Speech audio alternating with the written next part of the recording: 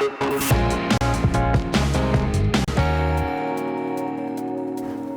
Hurley could be one of the few Silicon Valley superstars that you don't recognize, but in the relatively short history of the internet, he's a legend. Hurley co-founded YouTube, one of the most popular and successful websites ever. All right. Good here, guys? Fans couldn't resist a chance to get up close and personal with the guy who turned video sharing into a global phenomenon at a recent technology trade show in Toronto. A rare opportunity to rub shoulders with the internet entrepreneur who turned an idea into $1 billion business, all before his 30th birthday.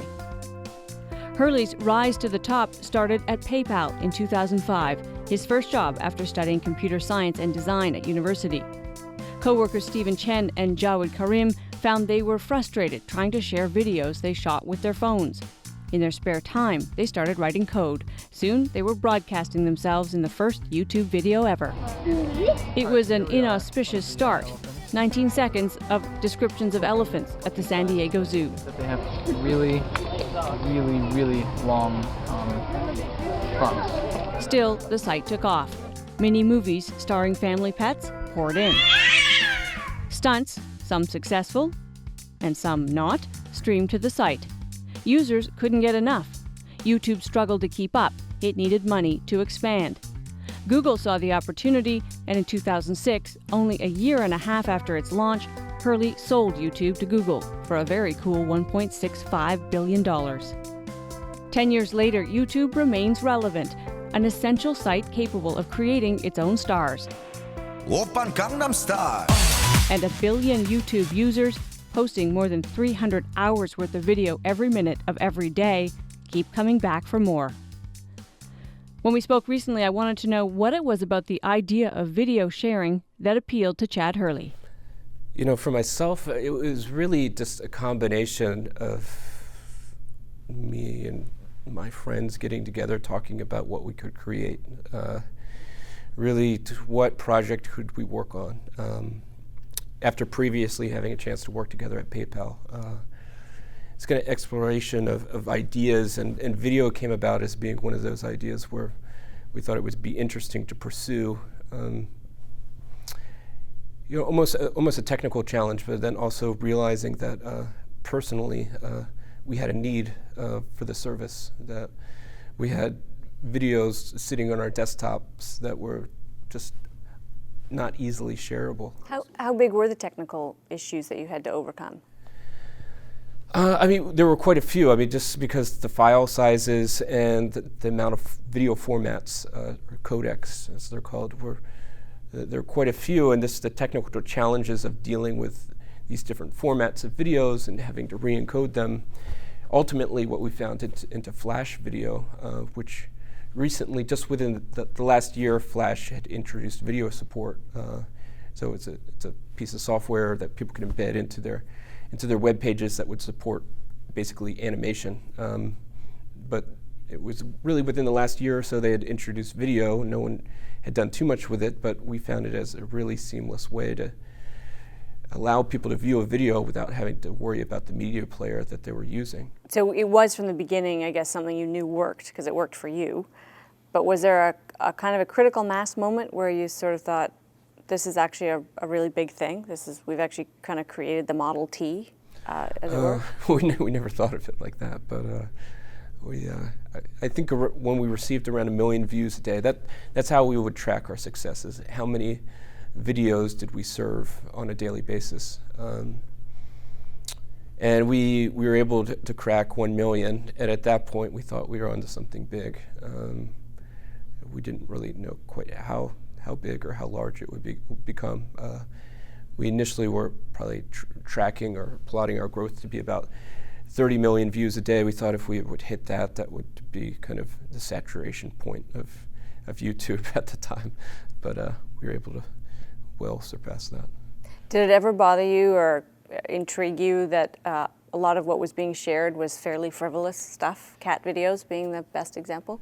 Yeah, but everyone loves cat videos. So no, we were just viewing this content as stuff that we would take with our own cameras. So looking at these videos that we were sharing with our friends and things that we were doing on a daily basis, I mean, to the majority of the people out there, they weren't that interesting. But I think because it was personal to your family and friends, it was interesting. So you had these people sharing these clips with one another, and it meant something to them. I've expressed this idea that the kind of user experience always sort of drove what you were doing. I think that was probably also true at PayPal. Can you just describe how you keep that front of mind? Because it's one of those things that everybody says, but it's actually kind of a hard thing to do, to actually keep how the end user is going to use this thing in the central place. Yeah, well, that's just part of the design process, is really thinking about how you're going to use the product and just walking through the steps that make sense to you in your head.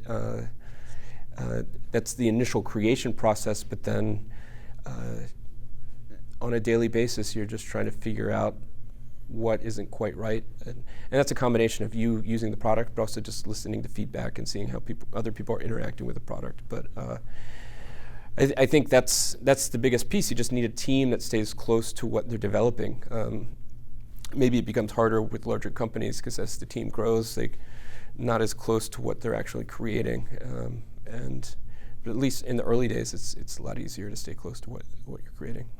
It's amazing to think how quickly it became so successful that you sold it for what at the time probably seemed like an enormous sum. Was that the right time to sell YouTube? Yeah, I think so. We literally didn't really have any other options. And I feel there's a pretty good chance that YouTube might not even be here today if it wasn't for Google support, let alone at this size. We just needed a lot of resources. We only had 67 people within the company. We had only raised a few $1 million. I mean, and we could have raised a lot more, but in terms of what we were dealing with, being so threatening to almost every industry, you have the traditional internet guys who were seeing our growth as something as threatening, but then you also had traditional media guys that were basically threatening us with lawsuits based on of copyright concerns, even though we were doing the right things and continued to do the right things. They were more or less, I think, afraid of losing control, because for the first time what YouTube represented was, what the internet always represented was worldwide distribution, but what YouTube had was a meaningful global audience, which had never been aggregated in that way before. So for us, we didn't really have any other chance or choice but to be acquired by a bigger company that would provide us the resources and also the protection to continue to grow, to not see this opportunity disappear for millions of users around the world.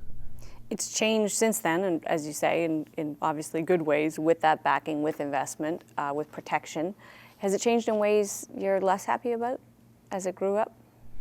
I still think there's a big opportunity within the world of discovery to organize or make sense of the amount of content that's there. There's already an enormous amount of video on YouTube, but there continues to be many more hours added every single day. So to keep up with that is quite chaotic. So to somehow create a discovery experience that's more tailored to the individual is one thing I'd love to see happen. But also I think that because at the end of the day, advertising is the key to make the business work, is that you start to have to operate within more traditional models. Have to think about content in different ways and start licensing or helping produce content. At the end of the day, I was always about trying to democratize the video experience, and that still exists. Everyone can still participate within the YouTube ecosystem, but I think it's just a little bit more challenging today with the state of kind of the business models.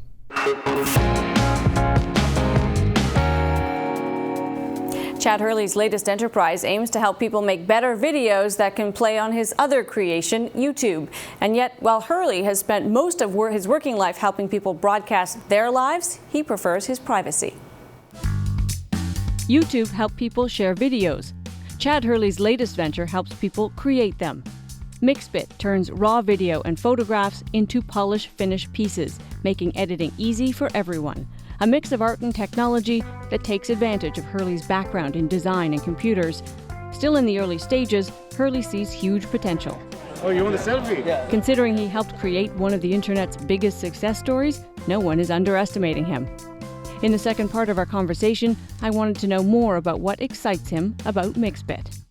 I've always wanted to focus on is giving people better tools. So this is for people, personal tools to create better content on their own. And MixBit represents a way that we automate the editing process. That there's a lot of photos and videos that people now have on their phones that they do nothing with. That trying to make sense of this content that people take on a daily basis is a big challenge, and that's what we're trying to focus on with MixBit is take these photos, take these videos, apply a theme, and you could also do that collaboratively. So share experiences that you share with family and friends, invite them into a project that allows them to also contribute photos and videos, and then our engine from that will create a video that's worth keeping, a memory that's worth watching again with all the content that's being taken these days. Going to being part of that, sort of creating and organizing of all this information, is that something that also draws you, is being part of the solution to organizing? Yeah, it's. I wouldn't look at it as organizing. I'd look at it as almost creation. People have the content, but people haven't created a compelling video or experience from all of that content. So this idea that some people don't even know how to use iMovie, but even if they do, they probably don't have the time. So I believe in this more automated creation process is going to be a bigger key to video in the future, especially personal video. So that's why I'm really excited about MixBit. You don't like the Model T comparison, but in retrospect, you and your partners created one of the pillars that changed the game of how people share information. Do you ever kind of take a step back and think, holy cow, that's what we did? I mean, from time to time, I think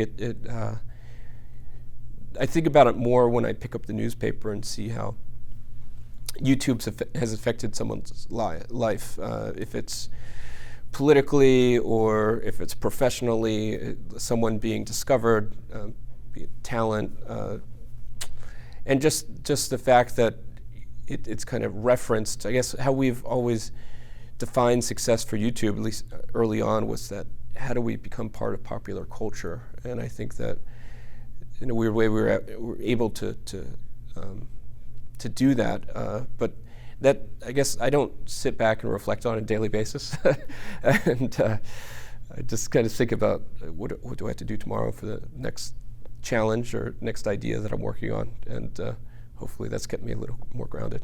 Is there something coming that's going to be as game-changing as YouTube was?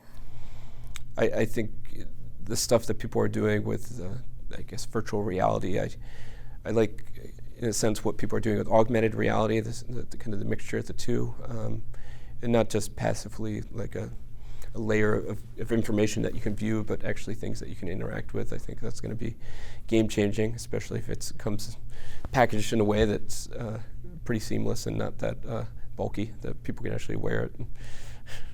You were an example of the way that kind of math and science merges with design, and you talked about kind of the element of design, the process. Do you think it's more central now than it once was in terms of creating things that end users respond to actually have that design kind of mind? Yeah, well, I just look at it as creating. It's almost. I look at it as almost being an artist, and I think anyone has that within them. People would always talk about engineers being the ones that needed to create within the internet world, but I think at the end of the day, it's thinking through problems and it's coming up with solutions. And you have to know how these pieces of technology can fit together and work for you, but at the end of the day, there's so much technology, and I think there's so many solutions available that if you have the right team, you can build pretty much anything. It's the idea that's the tough part. So, I think that maybe all these pieces are coming together in terms of how people are thinking, but at the end of the day, the ideas win.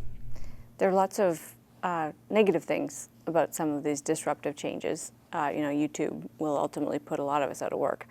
Are you a technology optimist? Do you tend to think that ultimately it's making everything better? Yeah, I believe so. you know, with any innovation, there's potentially optimizations that make some jobs obsolete. But I think that at the end of the day, it's providing more opportunity than I guess disruption. That the fact that now more people around the world have a chance to share their voice or share their talents is a good thing, and for even more people to have a chance to view that content and be inspired or learn from it is a good thing. The models, the business models will change, but I think that at the end of the day, technology is going to help and improve all of our lives. Has it improved yours? I think so.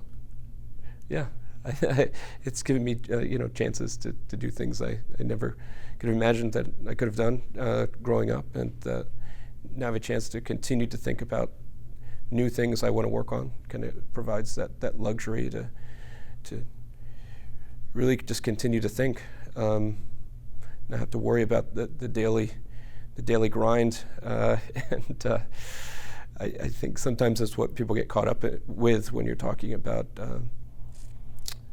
just people, their jobs, and the fact that maybe they don't think they have a chance to innovate, but it's taking that chance, just going for it. And I think I'm just been really blessed and fortunate to be in the right position to now have that chance to continue to do that. Okay, we'll leave it there. We appreciate your time. Thanks.